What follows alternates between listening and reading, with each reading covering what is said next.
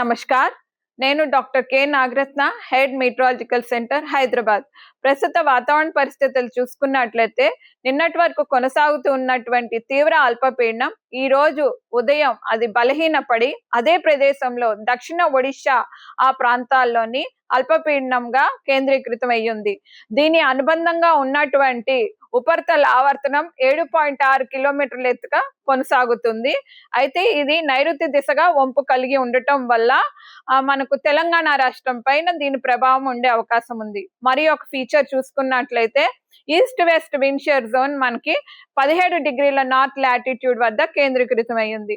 వీటి ప్రభావం వల్ల మనకు ఈ రోజు తెలంగాణ రాష్ట్రంలో విస్తారంగా తేలికపాటి నుంచి మోస్తారు వర్షాలు కురిసే అవకాశాలు ఉన్నాయి. అట్లాగే రేపు కూడా చాలా చోట్ల తేలికపాటి నుంచి మోస్తారు వర్షాలు ఉండే అవకాశాలు కనిపిస్తున్నాయి.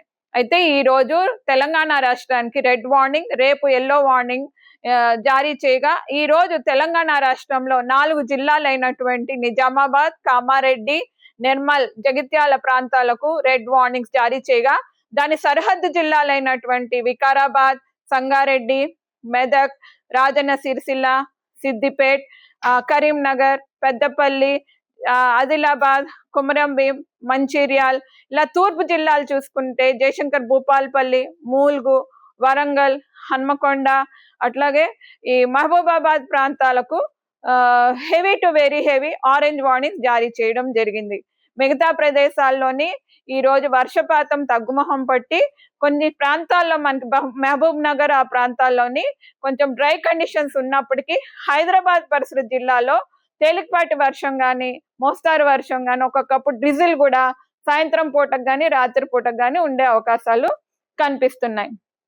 ఇది మనకు ఈ అల్పపీడనం ఏదైతే ఉందో రేపు మనకు అది ఛత్తీస్గఢ్ మీదుగా పశ్చిమ వాయు దిశగా మధ్యప్రదేశ్ ప్రాంతాలకు వెళ్లే అవకాశాలు ఉన్నందున దీని ప్రభావం మనకు తెలంగాణ పైన రేపటి నుంచి ఉత్తర జిల్లాల్లో మాత్రమే ఎక్కువగా కనిపించే అవకాశం ఉంది. ఈ వాయు జిల్లాల్లోని దాని సరిహద్దు సెంట్రల్ జిల్లాల్లో కూడా తేలికపాటి నుంచి మోస్తారు వర్షాలు ఉండే అవకాశాలు ఉన్నాయి. మిగతా ప్రదేశాల్లో డ్రై కానీ, అట్లాగే లైట్ మోడరేట్ రెయిన్స్ కానీ కంటిన్యూ అయ్యే ఛాన్సెస్ ఉన్నాయి.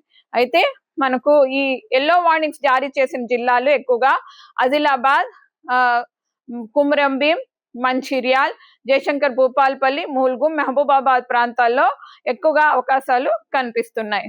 అసలైన తొలి వెలుగు. ఫాలో వాట్సాప్ @తొలి వెలుగు అఫీషియల్.